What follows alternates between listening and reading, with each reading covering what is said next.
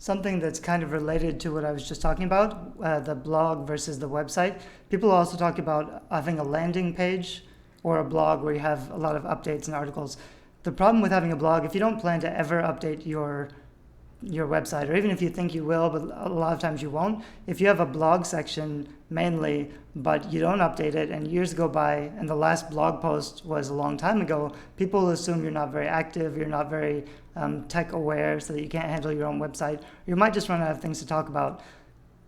The main difference between having a landing page and a normal website or a blog, it depends on how you're going to drive the traffic. Having a landing page, and a landing page is just basically one static page with no options. There's no menu, there's not a lot of distractions. Landing pages are very good for conversion, to get someone to take a very specific action. So if you're driving your own traffic, if you're sending people from like the back of your book, you're sending them to your website to sign up to your email list, or you're doing targeted Facebook advertising and you're driving people to sign up or to find your blog. When you're sending people to a landing page, it's great for conversion, but you are driving all the traffic. So if you're not driving any traffic, nobody's going to find your page. And if nobody finds your page, it's not going to do anything at all. That's a solid option if you're selling a lot of books, or if you have a big platform, or if you have other websites that already get a lot of traffic, so that you can send that traffic over to your landing page to get them to sign up. Landing pages are very powerful. They work really well. It's nice. I'll show you some later that have really great designs. However, if you're starting out, if you've only got one book, the other thing I was going to say is landing pages are good if you have a series, because if you have a series, you can send people from the back of one book to your landing page to get them to sign up for a free book.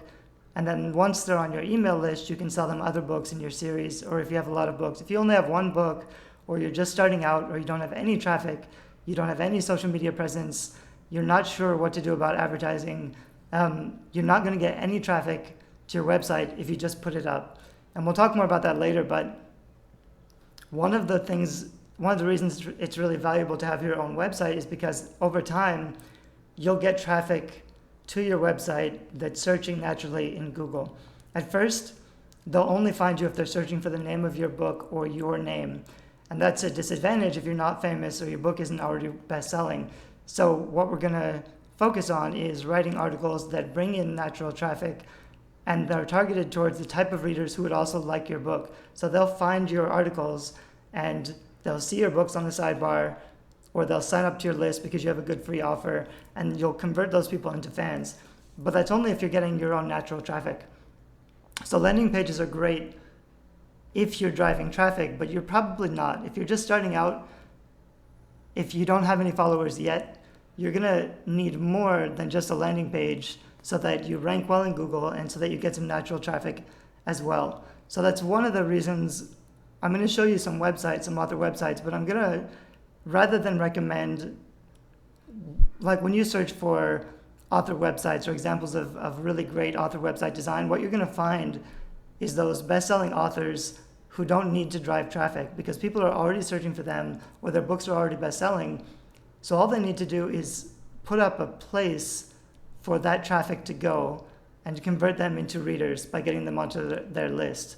Long term, that's great for them. If you're starting out, it's going to be much better for you to have a website that also has a blog or also has articles and isn't just a static site. It's true, however, you don't want too many options. You don't want a lot of bells and whistles. You don't want a lot of distractions. You don't want 100 different things to click on or 10 different social media platforms to follow you on.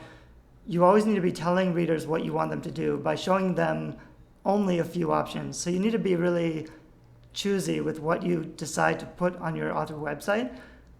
You want articles that attract the traffic, but you only want a few options to get that traffic to do something.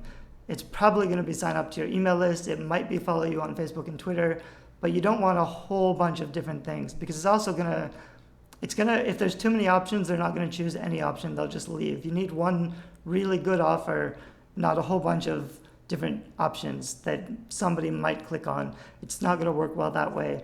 But also, the more options you put on, the less cohesive your design is going to look. So you really want to choose something simple and minimal with a few options that focuses on because I'm going to focus on articles that attract traffic, we're going to focus on minimal blogs and websites, minimal WordPress themes that showcase the writing so that it's really easy and clear for people to get in and start reading your content. If you were just doing a landing page, the design would be more important. But because we're going to be using your author website to also bring in some natural traffic, the text is really important, and you have to have a very clean theme that gets out of the way and isn't distracting or too busy. And we'll talk more about that in the next video.